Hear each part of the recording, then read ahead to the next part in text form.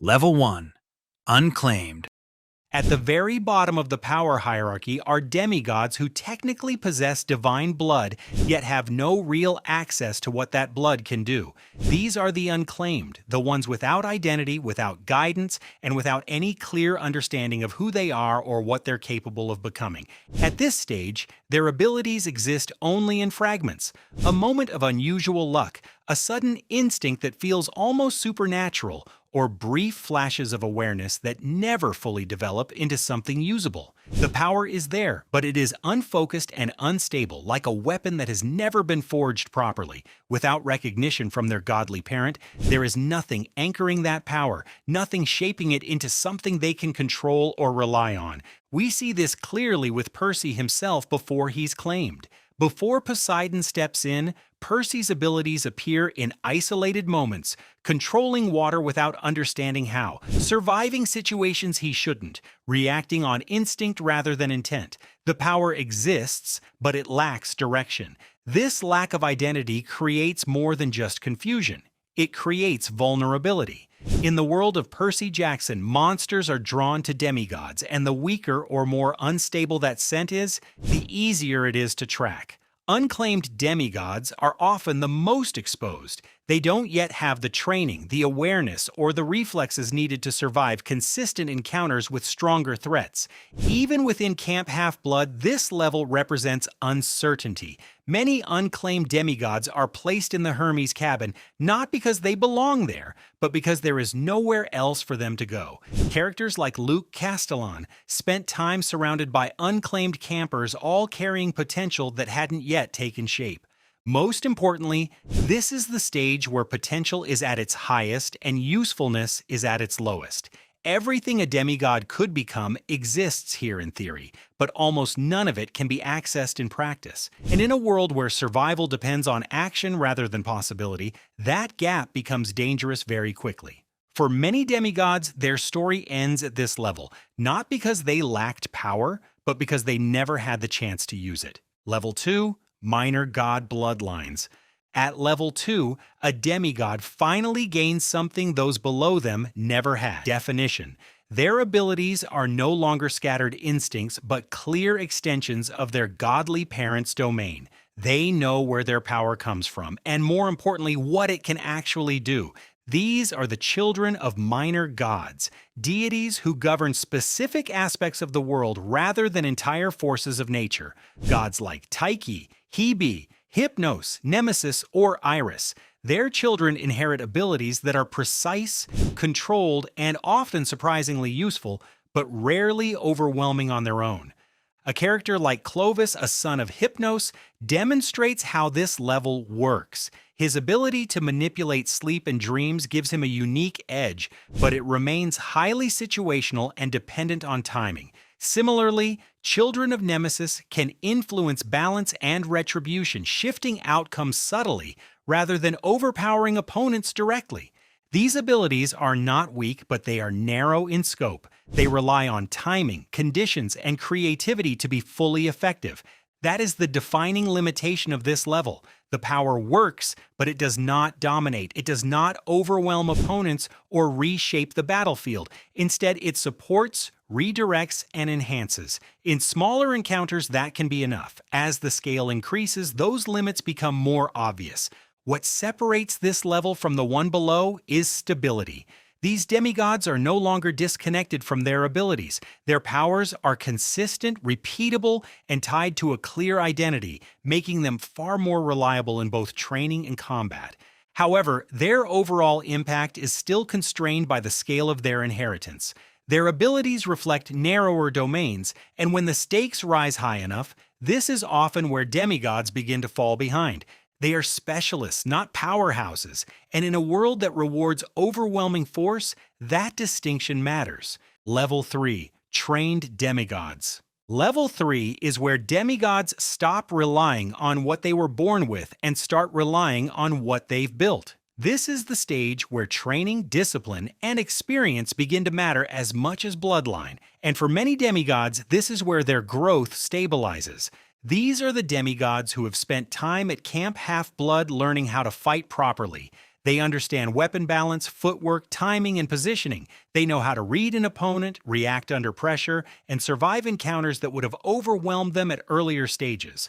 Their strength comes from consistency and control rather than overwhelming power. Characters like Clarisse La Rue in her earlier stages fit well into this level. Even without relying heavily on divine abilities, her combat skill, aggression, and battlefield awareness make her a serious threat. Similarly, many Hermes cabin campers operate at this level using adaptability, speed, and experience to stay competitive. At this stage, abilities become secondary. A trained demigod may have limited powers or none that significantly impact combat, but it no longer defines their effectiveness. What matters is their ability to hold their ground, support others, and navigate dangerous situations without breaking under pressure. This is also where demigods become reliable. They can be trusted on missions, they understand strategy, and they are no longer reacting blindly to danger. They are engaging with it. However, this level comes with a ceiling. Training can only take a demigod so far. Against stronger enemies or higher-level opponents, skill alone starts to fall short. There comes a point where experience cannot compensate for a lack of raw power, and that is where level 3 begins to struggle. Even so, this is the level where demigods stop being easy targets. They are no longer prey. They are capable, dangerous, and difficult to take down. Level 4, Power Awakened Demigods. Level 4 marks the point where a demigod's abilities move to the center of the fight. Up to this stage, power has been unstable, limited, or secondary to skill. Here it becomes reliable, deliberate, and a defining factor in how battles unfold. At this level, abilities are used on command. Even under pressure, they are no longer occasional advantages that appear at the right moment. They are consistent tools that shape strategy, movement, and decision-making in real time. A child of Apollo like Will Solace at his peak can deliver near-perfect precision, turning distance into control over the battlefield while also supporting allies through healing. A child of Hephaestus like Leo Valdez brings firepower and invention together, using flames, gadgets, and quick thinking to dictate how a fight unfolds. Their abilities influence both offense and defense, giving them far more control over the pace of combat. What defines this level is control, not complete mastery, but enough consistency that their abilities can be trusted in high-risk situations. These demigods understand when to use their powers, how far to push them, and how to combine them with combat training. Skill and ability now operate together, creating a far more effective fighter. This is also where demigods begin to stand out within a group. Their presence has weight. In team battles, they become key contributors. In smaller encounters, they can dictate how the fight develops from start to finish. There is still a ceiling. Their abilities remain bound by the natural limits of their domain. They can influence the battlefield, but they cannot fully override it. Even so, this is the stage where demigods move from reacting to threats to actively controlling them. Level 5, Rare Ability Users. Level 5 is where demigods gain abilities that do more than influence a fight, they control it. At this stage, power no longer operates within predictable limits. Instead of enhancing strength or skill, these abilities begin to alter outcomes directly, often in ways that are difficult to counter. These are the rare gifts, abilities that don't appear often and don't behave like standard extensions of a godly domain. They affect the mind, the environment, and sometimes the structure of reality itself. A clear example is Piper McLean and her use of charmspeak. This ability allows her to influence others through persuasion that goes far beyond normal speech. In the right situation, it can override intent, disrupt decision-making, and shift the direction of an entire encounter without a weapon ever being used. The effectiveness of charmspeak depends on focus and emotional leverage, but when it works, it creates an immediate imbalance. Then there is Nico di Angelo, whose abilities connected to the underworld place him firmly in this level. Shadow travel, control over the dead, and the ability to manipulate fear and darkness give him a presence that goes beyond conventional combat. His power affects both the physical and psychological aspects of a fight, making him unpredictable and difficult to contain. What defines this level is not just strength, but disruption. These demigods introduce variables that others are not equipped to handle. Traditional combat strategies become less effective because the rules of engagement begin to shift. Fights are no longer decided by strength, speed, or skill alone, but by who can control the situation at a deeper level. There are still limitations. These abilities often come with strain, risk, or specific conditions that affect how frequently they can be used. They are powerful, but not always sustainable over long periods. Even so, this is the level where fairness starts to disappear. A demigod at this stage does not need to overpower an opponent directly. They can change the terms of the fight entirely. And once that happens, most opponents have already lost. Level 6, Elite Heroes. Level 6 represents the highest level most demigods will ever reach. These are the elite, the ones whose names are known, whose actions shape outcomes on a large scale, and whose presence alone can shift the balance of a battlefield. At this stage, power, skill, and experience are fully integrated. There is no separation between ability and combat anymore.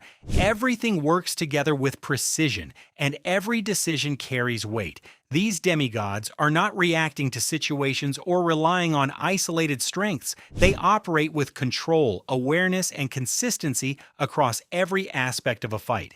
Jason Grace is a clear example of this level. As a son of Jupiter, his control over lightning and air is both powerful and disciplined. He combines that ability with leadership, tactical awareness, and combat experience, allowing him to take control of large-scale conflicts rather than just individual encounters. His strength lies not only in what he can do, but in how effectively he applies it under pressure. Thalia Grace operates at a similar level. Her command over lightning, combined with her experience and instincts in battle, makes her a formidable presence in any fight. She understands the weight of her abilities and uses them with intent, balancing raw power with control. What defines this level is consistency at the highest standard. These demigods perform under pressure without hesitation. They lead quests, face high-level threats, and survive encounters that would overwhelm nearly everyone below them. They are just as powerful as they are dependable. When situations escalate to their highest stakes, these are the demigods others rely on. However, even at this level, there is still a boundary. Their abilities, while exceptional, remain within the structure of the system. They represent the peak of what a demigod is expected to be. And then there is the level beyond that expectation. Level 7, Anomalies. Level 7 sits outside the system entirely. It is not a stage of growth, and it is not something a demigod reaches through training. It exists beyond the structure. This is where Percy Jackson belongs. At this level, the rules that define every other demigod begin to break down. Power no longer follows a clear ceiling, and limitations become inconsistent. Abilities scale with the situation, the environment, and the stakes, often increasing in ways that should not be possible. Percy's control over water places him far beyond standard classifications. He can manipulate entire bodies of water, generate force strong enough to overwhelm far stronger opponents, and recover simply by being in contact with his element. In aquatic environments, the battlefield shifts completely in his favor. What separates him from every other level is adaptability. His power responds to pressure. As the situation intensifies, so does his output, allowing him to survive and overcome threats that should end the fight. His combat ability follows the same pattern. Percy is already one of the most skilled swordsmen among demigods, but his performance continues to rise mid-conflict. He adjusts, refines, and closes gaps in real time. There are also moments where his durability exceeds expected limits. Encounters that would break other demigods are endured, resisted, and pushed through. Whether it is physical damage, environmental pressure, or supernatural force, he continues operating beyond what should be sustainable. This is what defines an anomaly. Not a higher level, but a different category entirely. Level 6 represents the peak of what a demigod can become. Level 7 represents something the system cannot contain. Percy does not sit at the top, he operates outside it. Be honest, did I rank this right, or is your favorite demigod about to get exposed in the comments?